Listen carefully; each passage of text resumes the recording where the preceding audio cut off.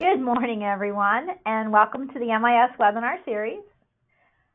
My name is Mindy Van Order, and I am the Marketing Manager and Renewal Specialist here at May Insurance Services. Also getting pretty good at webinars now.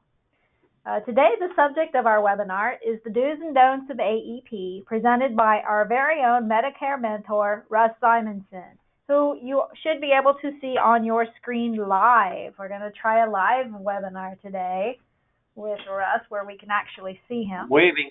We can see you. Now at this time, just a few quick housekeeping items before we get started. Everyone is currently muted so that everyone has a great audio experience. We have attached a copy of the presentation to the handout section that you should be able to see there in your menu.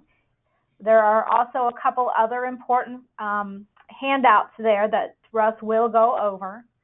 If you can get them downloaded now, great. If you can't, don't worry about it. I will be sending these out to you as well as a link to the webinar because I'm sure you'll want to go back and listen to it again.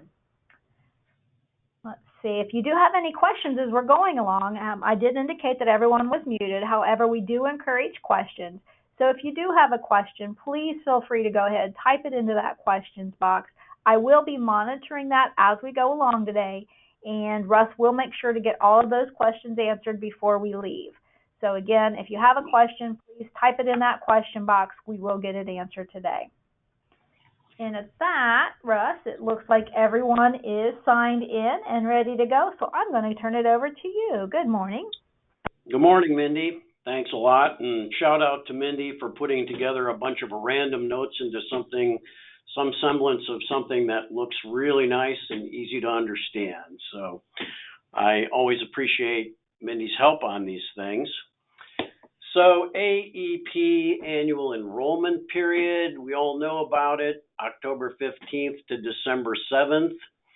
I believe it was Charles Dickens who said, "It was the best of times, it was the worst of times." That's kind of the way we sometimes think of the annual enrollment period. Kind of a crazy time for everybody, May Insurance as well as our agents. And it's a bit of a stressful time sometimes, but it's also a time when we can help an awful lot of people find the correct plans for themselves. So it's also a time when we make sales and we make money. We like that. So getting to it, just a bunch of do's and don'ts in terms, something to keep in mind when it comes to surviving the annual enrollment period. Keep in mind that right now we're sort of in what's called the pre-annual enrollment period. That means that literally you can sit down with people if you choose to and talk about the plans that are available for 2021.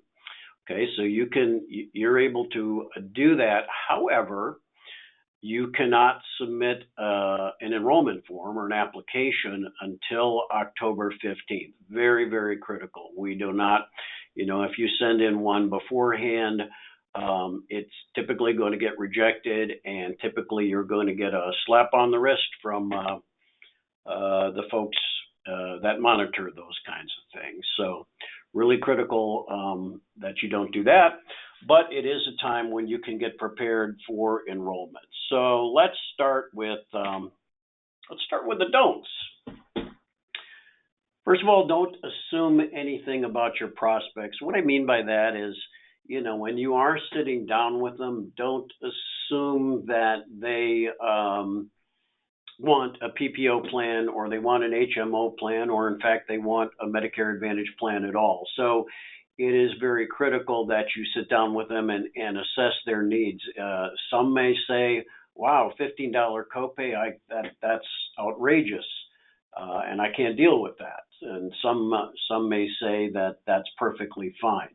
Some may say, "Yeah, hey, I don't travel at all. An HMO plan is fine for me." And some folks may say, "Well, you know what, I do a lot of traveling, and I spend 3 months in Florida, and I want to make sure I'm going to be able to access providers or at least get some benefit from the plan." So very critical that you know your audience and you truly listen to what their needs are because there is an incredible array of Medicare Advantage plans for you to pick from. All of them slightly different, higher maximum out of pockets, lower copays, et cetera, and a lot of them with additional benefits. Don't procrastinate on getting appointed and certified. Maybe a little too late for that, but it really technically is not. You can still get certified with any of the carriers that you're appointed with. I don't believe any of them have stopped the certification requirements at this point. Okay, so you do still have time to go ahead and get certified.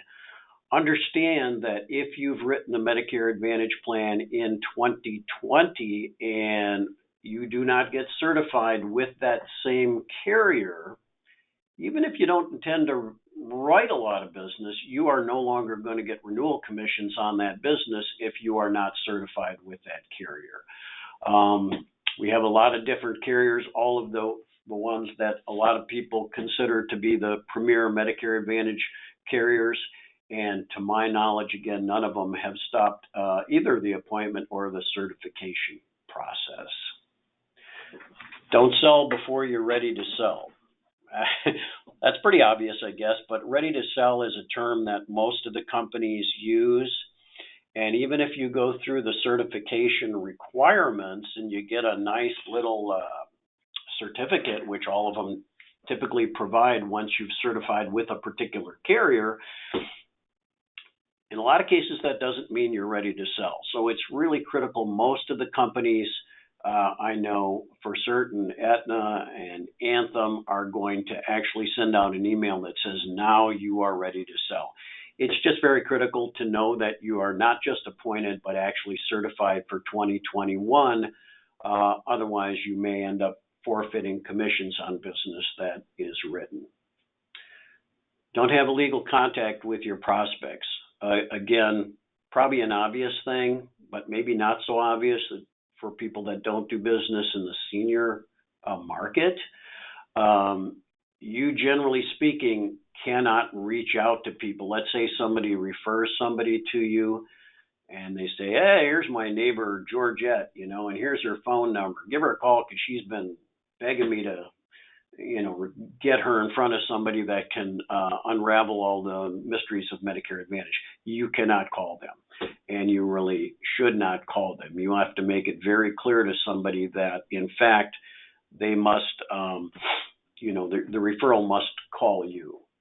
One of many things, obviously, door-to-door sales, things of that nature, unsolicited contact with any potential Medicare recipient is simply not allowed, and you can frankly lose your license if you do that.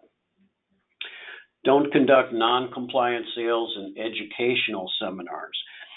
Quite honestly, this is probably not going to happen this year, but I do like to point out this very elaborate chart here.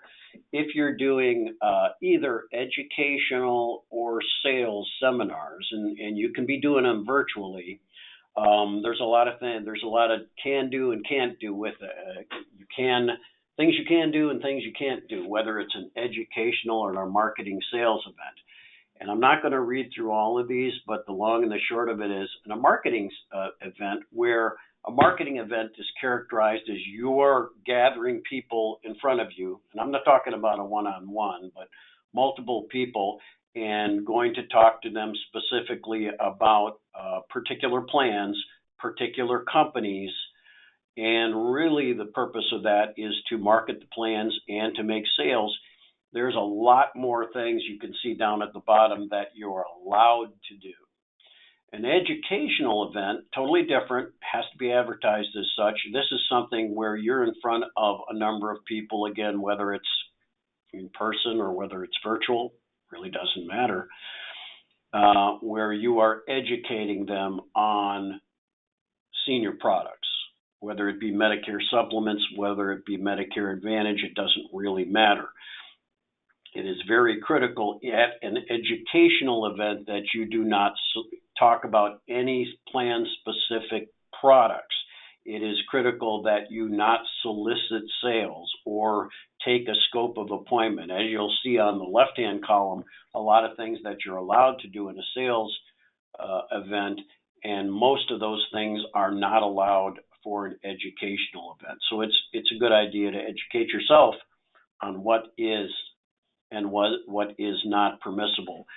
On the other hand, as well, on the one-on-one appointments, which is what you're more likely to do, some companies simply say, hey, here's my marketing material, explain the product, make sure they're comfortable with the product, enroll them.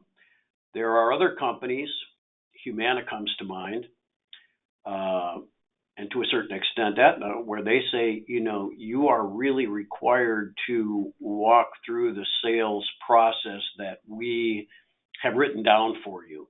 Don't skip any steps. This is exactly how we want you to market the product. So again, it's critical that you understand the differences in terms of what companies want you to do and will not allow you to do when it comes to the sales process itself. Don't submit incomplete or inaccurate enrollment forms. Right? A lot of times we're kind of the go-between in many cases where you're going to submit those applications to us, and it does slow down the process. And most of the time, Julie, who works with me, of course, you all know Julie, is going to catch those things. But we get applications in here where they're not signed, where there might be an inaccurate enrollment period that's indicated on the application, where the plan itself has not been indicated, any number of things, including simply illegibility as well. So very critical that you look at that stuff. Again, we catch that, but there are many of our agents that do submit applications directly to the carrier, and that's going to cause substantial problems. Don't fail to submit enrollment forms in a timely manner. Understand that most of these companies require that the application be submitted within one day, 24 hours of you taking the application. So if you do take an application and it's a dated application, you want to get that over to us if you're going through us for submission that very same day, so that Julie can make certain that that gets to the carrier in a timely manner. If not, again, that's going to cause big problems for the insured and for yourself, actually.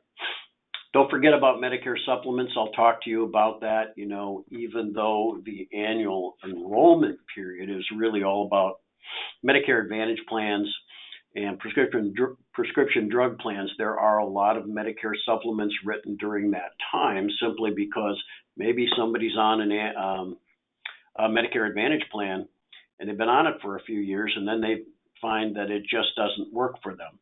They're really not allowed to drop that Medicare Advantage plan during the middle of the year. If they do that, they're going to be actually disenrolled from Medicare.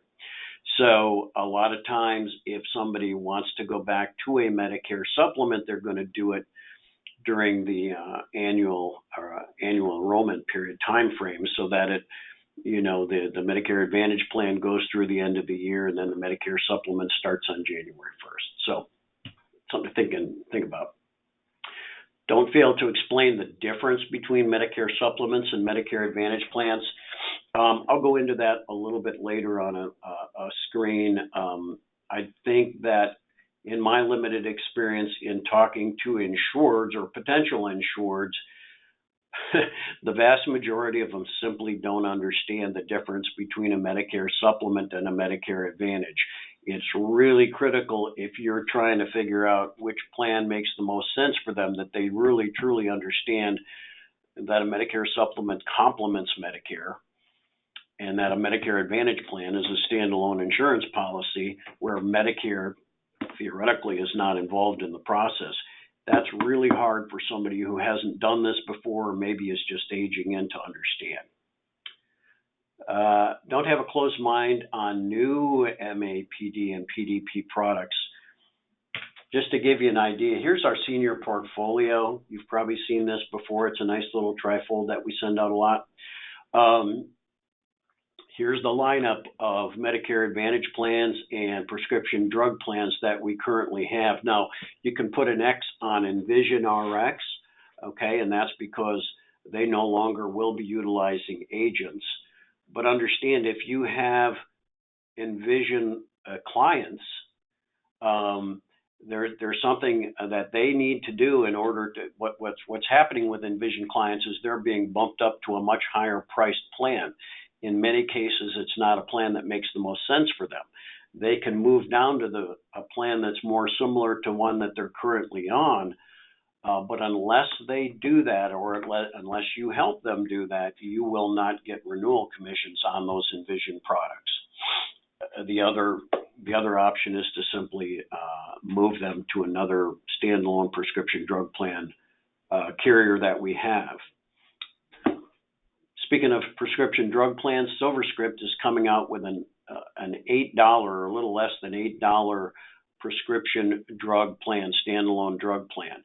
If you're not appointed with Aetna and SilverScript, I would highly recommend you do it like yesterday, because if you've got people that are very healthy with very few prescription drugs, this SilverScript plan is going to be fantastic for them.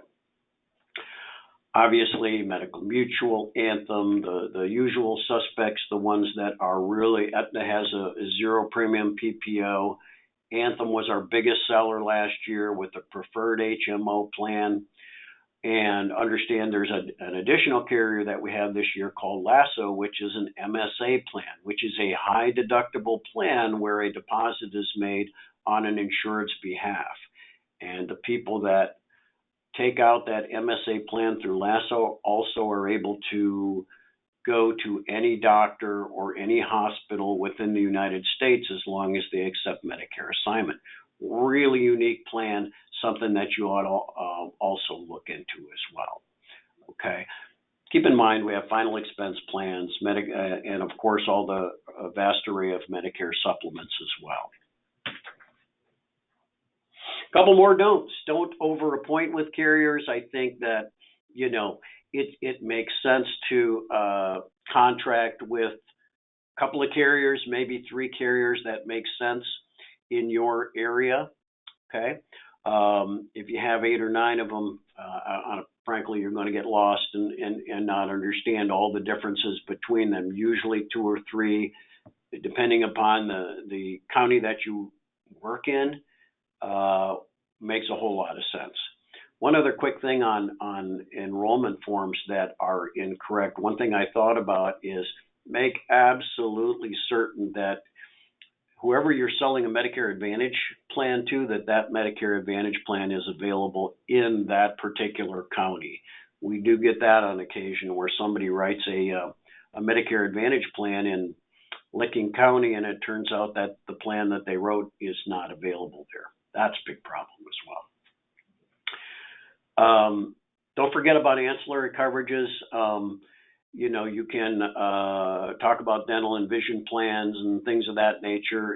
If it comes up, a lot of the Medicare Advantage plans you will have dental and vision embedded in them, but there are optional supplemental benefits that can be added. Most seniors that I've had contact with are very obsessed with dental and vision in addition to the medical plans that they have or want. Don't talk about non-health related products or products not agreed to in the scope of appointment. You understand that when you're sitting down with somebody to talk about a Medicare Advantage plan, you can, in no uncertain terms, talk about life products, things of that nature.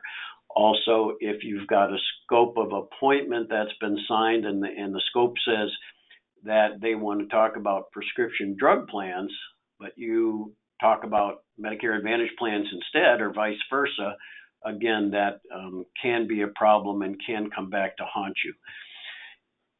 CMS has gotten a lot more lax on scope of appointment in terms of when you get it, but it's always best to get it a couple of days before the appointment, and so that your client or your prospect has agreed to talk about whatever the plans are that they want to talk about, okay? You need to also keep that scope of appointment. Go back.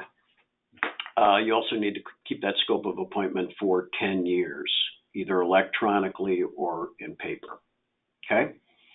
Those are the few of the don'ts. Now we get to the good stuff, the do's.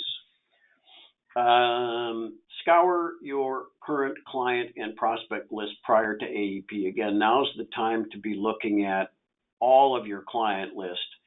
You might concentrate on perhaps, property and casualty or life business, but if you have a very big book of business, you've got lots and lots and lots of people that are turning 65 or are already 65, and they simply may not know that you are a senior producer and that you can help them when it comes to their Medicare needs.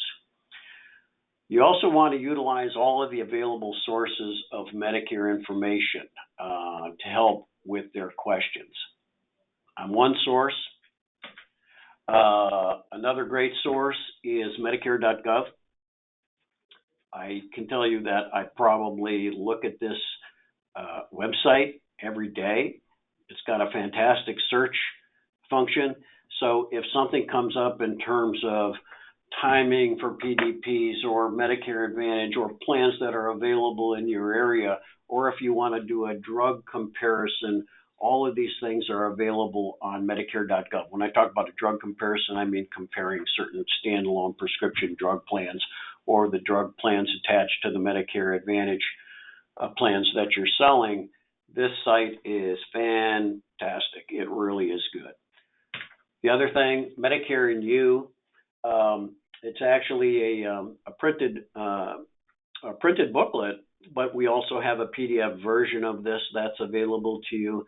Again, it answers many, many questions that an insured may pose to you that you may not know the answer to. And rather than guessing, it's good to be able to either consult the Medicare and You booklet or Medicare.gov for particular timing questions, things of that nature.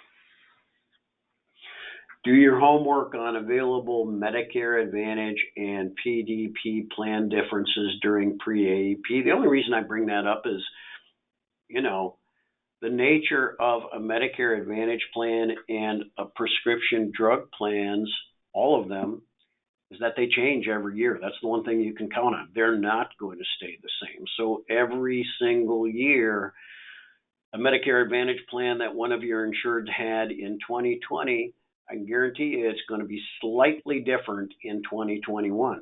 It might be a better plan. It might have enhanced benefits. The premium could change if there's premium attached to it. Dental benefits can change. Any number of things can change, and they do every single year. That has to be filed with CMS. So you really want to make sure that you understand what's changed from one year to the next and what plans offer benefits that another plan does not. You are allowed to ask for referrals when you're sitting down with somebody on a one-on-one basis. Talk to them about the fact that you feel like you've done a great job for them, and if there's anybody else that could utilize your services, please feel free to have them call you. Again, just to reiterate, collect a scope of appointment prior to the marketing meeting. This is what a scope of appointment looks like. I think this one may be Anthem's, but really they're all pretty much the same, and typically they're interchangeable, meaning that you can use another company's scope for that. Some companies require that the scope of appointment be submitted with the application. Many of them do not, but all of them clearly say you better have on file in case something happens or there's a complaint or things of that nature, that they have in fact agreed to sit down with you to discuss Medicare Advantage plans or standalone drug plans. Some of them include Medicare supplements on there as well. Embrace technology for quoting and enrollments, something that I should take that advice myself. every single company that we deal with, and I do mean every one of them, has electronic enrollments, which are so fantastic. Very easy. Once you've set it up and you understand how the electronic or online enrollment works, it's something that is so easy, and also is set up so that it's very difficult, if not impossible, to make a mistake or miss a screen or something like that. Plus, when you do the online enrollments, they have a lot of different ones. Lean is what it's called for United Healthcare, Pearl for Medical Mutual, M-Producer for Anthem, and a lot of companies use Ascend, ASCEND. And of course, all of those applications would go directly to the carrier, which makes for a lot more efficiency. You're still tied to us if you do that. However, it's very clean if you do it that way. Also, make sure you always do a provider search. I think one of the things that gets neglected sometimes is that agents will concentrate on the medical benefits and not. Okay, let me back up. The provider search. You're talking about the medical benefits, but you want to make darn sure if an insured of yours is has had a physician for many years or has a hospital preference, that hospital or that provider is in the network. Okay, very, very critical. That's probably one of the things that gets the most complaints is, I didn't realize, Dr. Smith was not part of the network. My agent didn't tell me that. This is a little cheat sheet that we've made up just strictly for Central Ohio and strictly for the major hospital networks that we have. Obviously, this doesn't take the place of a provider search, which typically is done online, through the carrier website. But this will give you an idea of the major Medicare Advantage plans that we have and which ones have which hospital systems in there. As you can see, OSU is tough, and sometimes Medical Mutual, United Healthcare doesn't have OSU. Allwell doesn't have OSU. Virtually everybody has Ohio Health, and most of them have Mount Carmel. But that is, again, very critical for you to know which carrier uses which hospital network as well. Do a formulary search and a drug compare. That, whether it's a standalone drug plan or whether it's a Medicare Advantage plan, it's something that's very critical for you. It's not like you're not supposed to ask medical questions of people, but it's absolutely critical that you know the prescription drugs that they're on.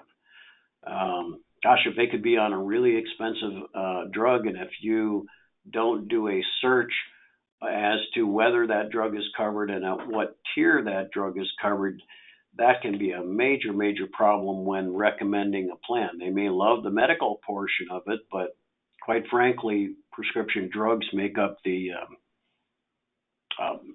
frankly, a higher percentage of costs for seniors oftentimes than the medical piece of it. So whether it's a standalone prescription drug plan or whether it's a Medicare Advantage plan that also has the drugs, embedded in it, you can still do a search, like I mentioned, on Medicare.gov to see how those prescription drugs are covered by a particular plan. Very critical.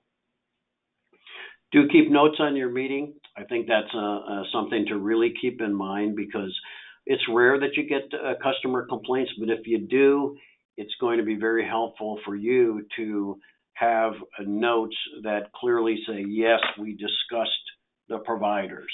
Yes, we discussed the formulary. Yes, we discussed that this is an HMO plan versus a PPO plan. It goes a long way in the event that you might have any kind of personal complaint to the insurance department. Do take advantage of MIS, that's May Insurance Services Personnel and Carrier Help Desk. All of our carriers have help desks, but of course we're always there and available for you to help.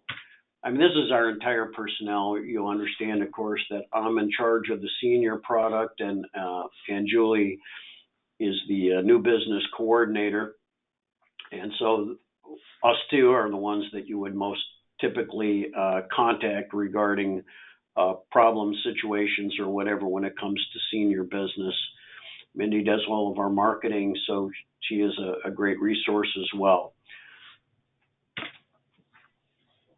The other thing to keep in mind, do review ANOC letters. An ANOC letter is annual notice of change. So if you've got clients that you've been insuring for many, many years, you understand that right around this time, all of them should have received an ANOC letter.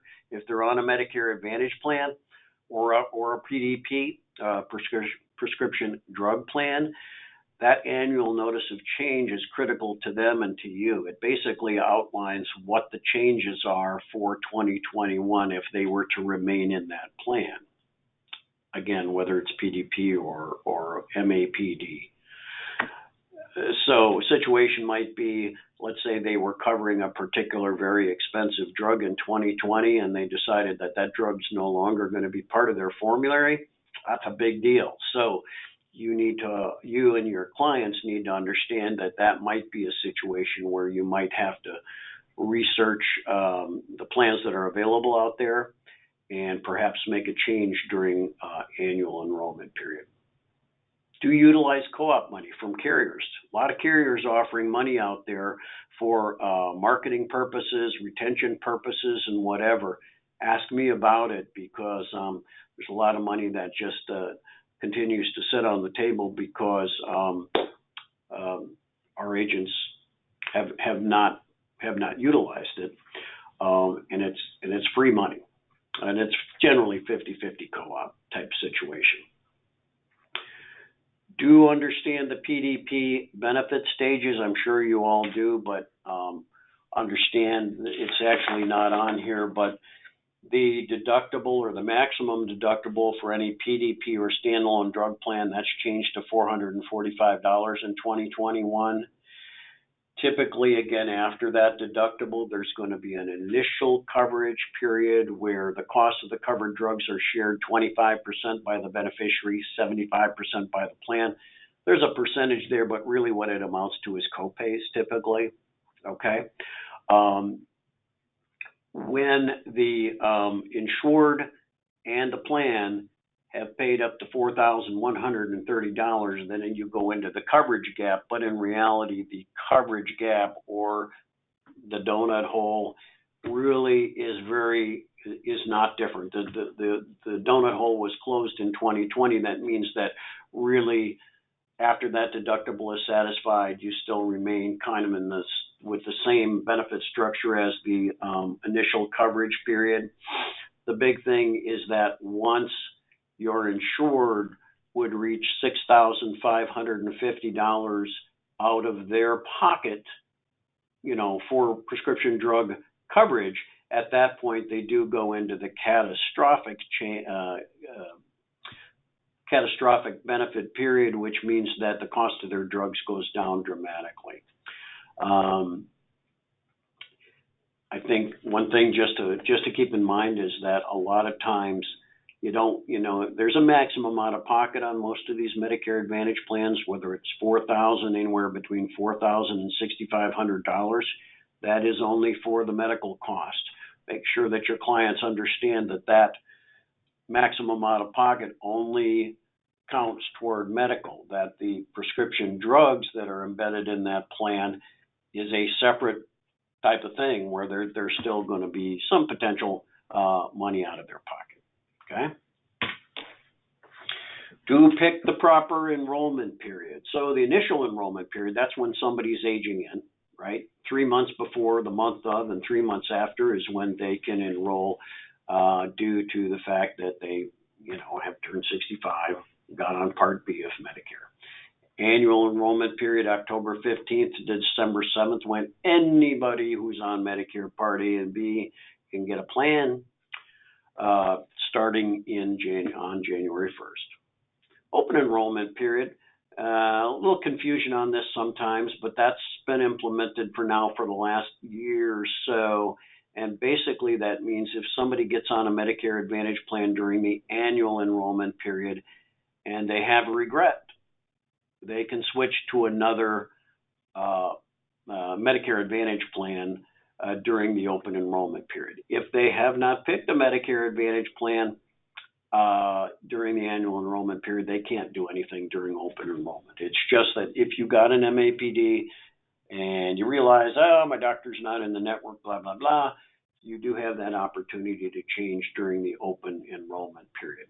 Not a lot of people take advantage of that, and hopefully they don't, because you want to help them pick a plan that makes sense for them from the get-go. And then, of course, special enrollment periods are when, loss of coverage, you moved out of the plan service area, those kinds of things, those count as well. Lastly, we're talking about Medicare Advantage plans here, but again, as I mentioned, there's a lot of Medicare supplements that are written during the open enrollment or the annual enrollment period. Some things that we do to help you out, this is called a plan comparison or a MedSup comparison sheet. We do this periodically anytime the rates change for one of our major Medicare supplement carriers. Mindy goes in and does a comparison. It only lists, age 65, 70, and 75, and pretty much the central Ohio area. So it's more of a snapshot to give you a feel of how competitive a particular Medicare supplement is at any particular time. And obviously you can go into the My Ohio site, myohiohealthinsurance.com, and run actual quotes for actual ages and actual residences on your own if you wish. But it's a nice little cheat sheet, again, to give you a feel for who is competitive at any particular point in time. Macro 2020, just wanted to touch on that very briefly again regarding Medicare supplements. F plans, F Life Frank, are no longer available to anybody that's turned 65 after January 1st of 2020. F plans theoretically are still available for people who actually turned 65 prior to 2020, and maybe they deferred getting their Part B plan. So what that essentially does is for people that turn 65 after January 1st, 2020, if they're in a guarantee issue situation, say they're coming off a group or whatever, it used to be that they could have an A, C, and an F. Well, C plans are not available. F plans are no longer available, so that makes a G plan a guarantee issue for those people that have turned 65 after January 1st. Nice little document there. You're not going to read it all, but I believe Mindy was going to send that out because it is kind of a major change to how Medicare supplements work. Lastly, one of the things that I think you ought to do if somebody really is relatively new to Medicare or aging in, I know that doesn't relate to AEP, but these are some of the things that you can explain to them in very simple terms to try to understand the difference between Medicare supplements and Medicare Advantage plans. Medicare supplements have not high premiums, they're not that high, but compared to the Medicare Advantage plan, many of them have zero premiums or very low premiums. You must purchase a prescription drug plan with a Medicare supplement, whereas the prescription drugs are integrated into the plan design for a Medicare Advantage. And again, the MedSup complements Medicare in that they pick up all the copays, coinsurance, deductibles that Medicare doesn't pick up, so they work together. But neither one of them covers drugs, and that's why you need a prescription drug plan or a standalone drug plan with a MedSup. Very small out-of-pocket expenses. If you have a Plan G, the insured is out a whopping $200, which is the Part B deductible. Whereas with the Medicare Advantage plan, it can be as high as $6,500 maximum out of pocket.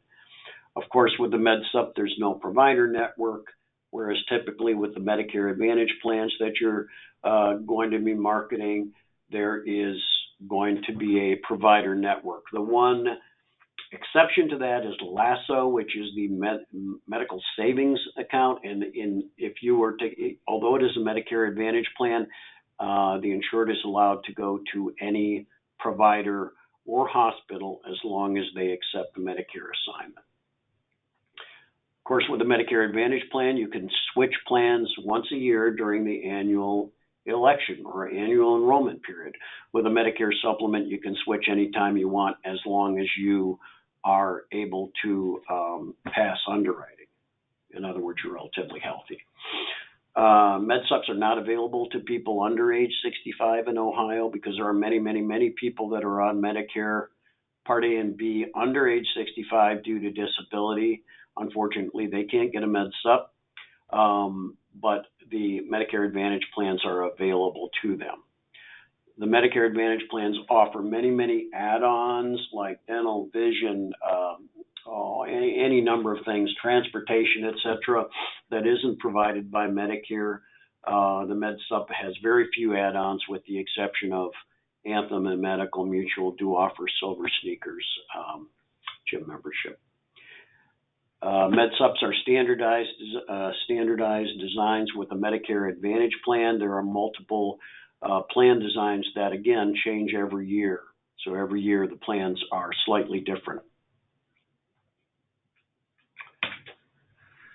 Finally, be the expert. You know, your clients and your prospects do expect you to be the one to unravel the mystery of Medicare Advantage plans and how they all work, and the standalone drug plans and how they all work. So, you know the plans and be the expert, and you'll sell a lot of business, and also be safe out there. And chances are you may not be doing a lot of face-to-face appointments, but I'm sure those still happen.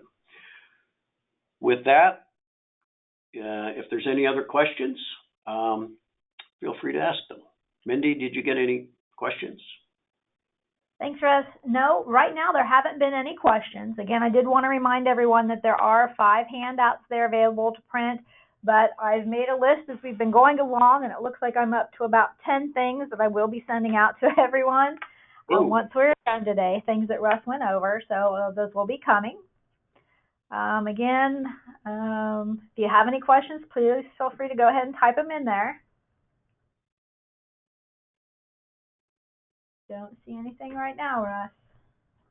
Well, great. We'll have a great AEP. You know where to find me, and go out and write a lot of business. Thank you. Thanks, everyone. We'll stay on for just about 2 more minutes just in case any questions do come in. Otherwise, have a great day.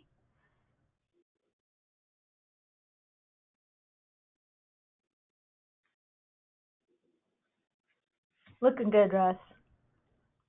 Yeah. All good? You all do. All good.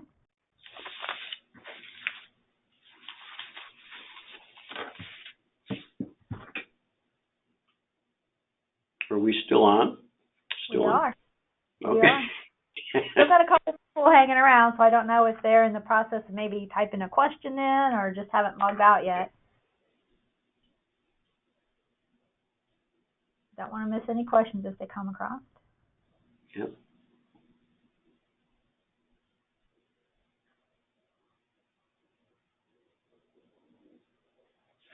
Actually, it looks like we're probably pretty good to end it. So thank you again, everyone. All right. Thanks, Mindy. Bye-bye.